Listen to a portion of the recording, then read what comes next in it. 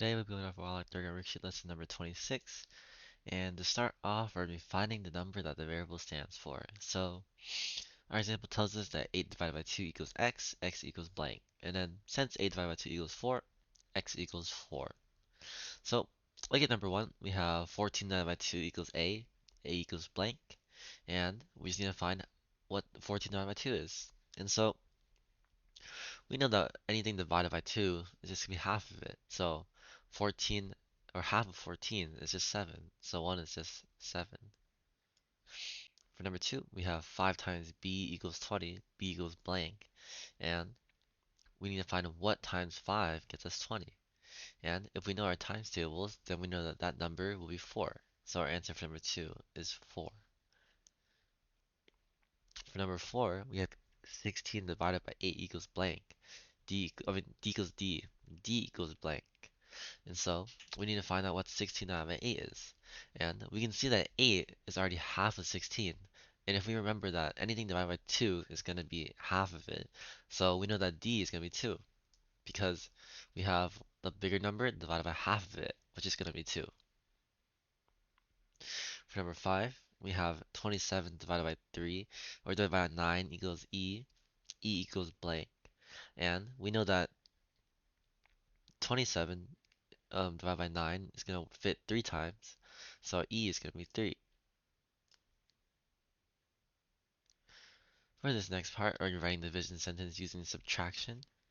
And since we're going to have to repeatedly, or we're going to have to look at how many times it's subtracted to find out how much are we dividing by. So look at number 1, we have 32 minus 8. When it goes to 24, and 16, then 8, and then 0. So we see that 32 can be subtracted 4 times by 8. So we already know that our original division sentence is going to be 32 divided by 8. And we see that since it happens 4 times, then we know that our answer is going to be 4. And that's our division sentence. Same thing for number 2. We have 30 minus 5, and we're just now count how many times 30 minus 5 happens until it becomes 0. So 1, 2, 3, 4, 5, 6 times. So we know that our original is going to be 30 divided by 5. And since it happens 6 times, our answer is just 6. For this next page, we're using what we did before, and we're just subtracting to solve it. So looking at number 1, we have 20 divided by 5. So we're going to start with 20 and subtract 5. So 20 goes to 15, then to 10, and then to 5, and then 0. And we're going to exclude this 20 because we subtracted from 20. So we have 1, 2, 3, 4 times. So we know number 1 is going to be 4. For number 2, we have 15 divided by 3. So we'll subtract from 15. 15 minus 3 is 12. Then it goes to 9, then 6, then 3, and then 0. So that's 1, 2, 3, 4, 5 times. So we know that our answer for number 2 is going to be 5. Number 3, we have 12 minus 12, or 12 minus 2, or 12 divided by 2. So we're going to subtract 2 from 12 multiple times. So 12 minus 2 is 10, 8, 6, 4, 2, and 0. And we see that it appears 1, 2, 3, 4, 5, 6 times. So we get 6 for our answer for number 3. Moving on to the other side, we have 21 divided by 3. So we're going to subtract 3 from 21 until we get 0. 21 minus 3 is 18. Then it goes to 15. And then 12, 9, 6, 3, 0. And we see that it appears 1, 2, 3, 4, 5, 6, 7 times. So we get an answer of 7 for number 7. And lastly, we have 24 divided by 4. So let's subtract from 24. 21 minus 4 is 20. Then it's 16, 12, 8, 4, 0. And we see that it has happened 6 times. Our answer for number 8 is 6.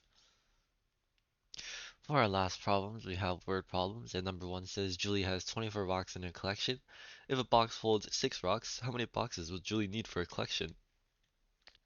So looks like number 1, we're going to be dividing. So let's use that subtraction method that we used earlier. So we have 24, and we're subtracting 6 as many times as we need to get 0. So 24 minus 6, that becomes 18, then 18 goes to 12, and then 12 goes to 6, and 6 goes to 0. So we can cross this 24 out. We have 1, 2, 3, 4. So that tells us that she's gonna need 4 boxes to hold her rocks. And for number 2, Mrs. Kraft arranged 24 stamps, so there'll be 4 in each row. How many rows did she make? And actually, looking at number 1, we see that this is basically the same question because whoever our worksheet creator decided to use the inverse.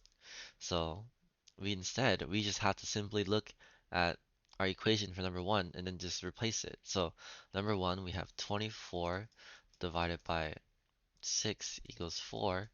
And for number 2, we have 24 divided by 4 equals, well, we have a 6 right here, so it's going to be 6 right here too. So we have 6 rows for number 2.